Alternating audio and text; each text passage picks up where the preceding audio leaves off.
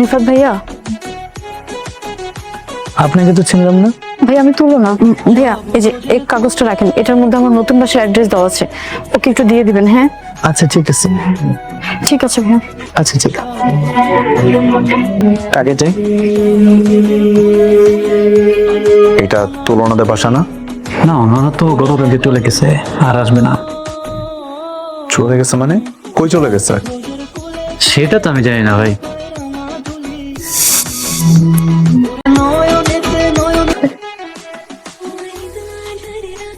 একটা মানুষ এত নিকট অভিনয় কিভাবে করতে পারে রে? ভালোবাসা অনুভূতি দিয়ে এত গভীরে কিভাবে আঘাত করতে পারে? ভাই ভুইলা যা ওরে, তুই তোর জীবনটাকে নতুন করে সাজা। এরকম চরিত্রহীন মায়ের জন্য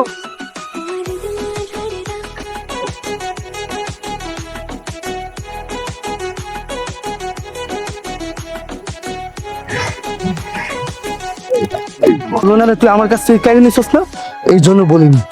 তুলনারে যখন আমি প্রথম দেখি তখন ওরা আমি ভালোবাসি। আমি ওর প্রপোজ করতে যাবো, যে দেখি ওরে তুই প্রপোজ করে দিস।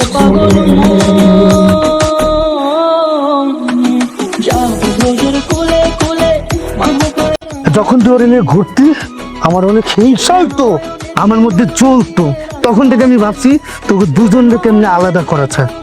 ওদিন রাতে যখন তুলনা ওর নাম্বার দিয়ে গেল, ওর বাসার ঠিকানা দিয়ে গেল, আমাকে বলছে তোরে কল দিতে। আমি কল না দিয়ে বলছি তোর ফোন বন্ধ। এগুলো চিন্তা বাদ দিয়ে একটা চাকরি নাও। ওই চাকরি বাকরি না করলে আমার ওই জীবনেও আমাদের সম্পর্ক মেনে নেবে না। বাবা হ্যালো তুলনা, একটু কথা বলতে দেন না ওর সাথে আমারে। আমার সাথেই কেন? তোর এই কান্না দেখে আমি আরো বেশি কষ্ট পাচ্ছি। আমি তোমার ভালোবাসাকে তোমার কাছে এনে দেবো। তুমি কান্না থামাও, প্লিজ কান্না থামাও। আমি আমি আমি তোমাকে নিয়ে কালীর বাড়িতে যাব, প্রস্তাব নিয়ে যাব, সত্যি প্রস্তাব নিয়ে যাব। ওদের দুজনকে এক করে দিন প্লিজ। আপনার ছেলের সাথে সাথে কি আপনার মাথা খারাপ হয়ে গেছে? তুমি আমাকে অপেক্ষা করতে বলে এখানে নিজে বিয়ে করে নিতেছো? আঙ্কেল প্লিজ, আঙ্কেল একটু দয়া করেন। তুলনা মা, তুমি সত্যটা বলে দাও তো। সত্যটা বলে দিলে ওরা এখান থেকে চলে যাবে।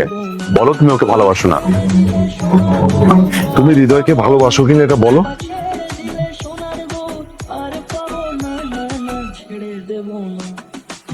না,